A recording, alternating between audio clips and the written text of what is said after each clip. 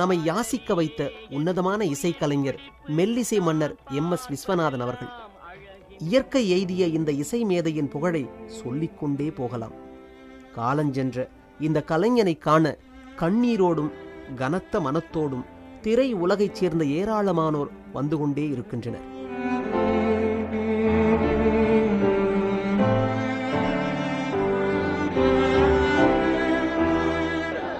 ரொம்ப அபூர்வமான மனிதர். அந்த மாதிரி ஒரு மனிதர் சினிமா துறையில் எந்த ஒரு துறையிலையும் பார்க்கறது ரொம்ப அபூர்வம். கள்ளோ கபடம் பொய் பொறாம சுயநலம் இல்லாம ஒரு துறவி போல வாழ்ந்தவர். திரையுலகத்தில் இன்றைக்கு ஒருதலை காதல்னு ஒரு படம் எடுத்துக்கிற இந்த காலகட்டம் வர இன்னைக்கு நான் நிற்கிறேன்னா என்னுடைய மனசில் மானசீக குருவாக இருந்தது, என்னுடைய இசையில் எனக்கு ஒரு பெரிய இன்ஸ்பிரேஷனாக இருந்தது எம்.எஸ்.சி. அவர்கள் மட்டும்தான்.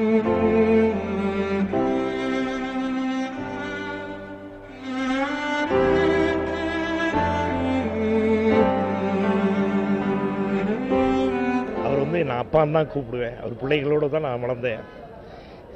அவர் நாங்கள்லாம் டெஃபினட்டாக ரொம்ப மிஸ் பண்ண போகிறோம்.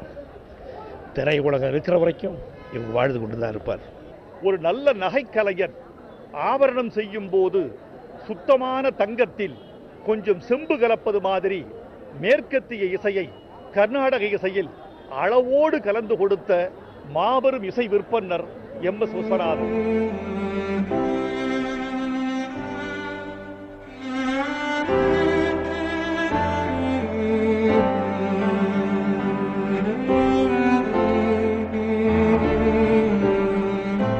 மகாத்மா காந்தியுடைய சீடர் வினோபா பாவேன்னு பேரு. அவர் சொன்னாரு, நான் மூளையிடுகின்ற கட்டளையை என் உடம்பு ஏற்க மறுக்கிறது, நான் விடைபெற்றுக் கொள்கிறேன் சொன்னார். அது மாதிரி முழுதாக வாழ்ந்த மனிதன் நம்மிடம் விடைபெற்றுக் கொண்டால் தமிழ் சினிமாவுடைய சிறந்த படங்கள் எல்லா படத்தையும் மியூசிக் போட்டாடு அந்த படங்கள் இருக்கும் வரை தமிழர்கள் இருக்கும் வரை என்றென்றும் வாழ்ந்து கொண்டே இருப்பார். மூன்று எழுத்து தமிழ் என்ற இந்த மூன்று எழுத்தோடு இணைந்து இந்த மண்ணோடும் இந்த மக்களோடும் இந்த மொழியோடும் 5 தலைமுறைகளை தாண்டி இசை உலகிலே மெல்லிசை மன்னனாகவே புரட்சி ஒரு பெரும் கலைஞன். திரைத்துறையில் அனைவரையும் மதிக்கக்கூடிய எம்.எஸ்.வி. கணக்கிலடங்கா இசை கலைஞர்களை உருவாக்கினார். காலம் கடந்தும் நம் காதுகளில் ஒலிக்கும் அற்புதமான கானங்களுக்கு சொந்தக்காரரான அவரை நேசிக்காதவர்கள் எவரும் இல்லை என்றே சொல்லலாம். ஒரு பூமி ஆகாசம் இருக்கிற வரைக்கும் ஒரு டிஎம்எஸ், ஒரு சுஷீலா, ஒரு விஸ்வநாதன், ராமூர்த்தி, ஒரு கேவிஎம் அவங்க எல்லாமே ஜனங்க மனசுக்குள்ள வாழ்ந்துகிட்டே இருப்பாங்க. அவருக்கு என்றென்றும் அவருக்கு கடவுள் ஆன்ம சாந்தி அடையணும் சொல்லி நான் கடவுளை பிரார்த்திக்கிறேன். சரஸ்வதி தேவி அவளோட ரொம்ப செல்ல பிள்ளைய தன்கிட்ட அழிச்சுட்டான்.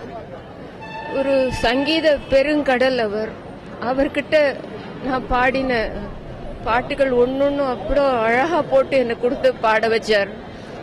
அந்த மாதிரி ஒரு இசையமைச்சு பாட வச்சு அது என்னோட பாக்கியம் நான் நினைக்கிறேன்.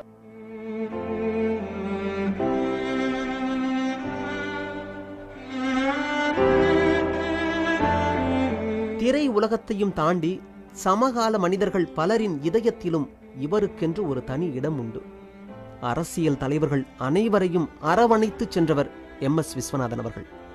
அதனால்தான் செய்தியை கேட்டவுடன் பல முன்னணி தலைவர்கள் இவரின் இல்லம் தேடி வந்தனர். அவரை இழந்து வாடிக்கொண்டிருக்கக்கூடிய அவருடைய குடும்பத்தாருக்கும் கலை உலகத்தை சார்ந்திருக்கக்கூடிய நண்பர்களுக்கும் என்னுடைய ஆழ்ந்த இரங்கலை திராவிட முன்னேற்றக் கழகத்தின் சார்பில் மட்டுமல்ல, குறிப்பாக தலைவர் கலைஞர் அவர்களின் சார்பில் என்னுடைய வருத்தத்தை, இரங்கலை நான் தெரிவித்தேன். அவருடைய இசையை முணுமுணுக்காத நாவே இல்லை என்கிற அளவுக்கு ஒவ்வொருவரின் உள்ளத்தையும் கவர்ந்தவர்.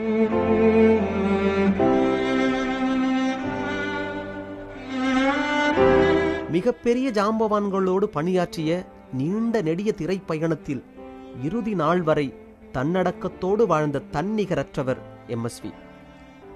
இசையமைப்பாளராக மட்டுமின்றி பாடகராகவும் நடிகராகவும் ஜொலித்த இந்த கலைஞனை நேசிக்காத நெஞ்சமில்லை, இவர் வாசிக்காத கருவி இல்லை.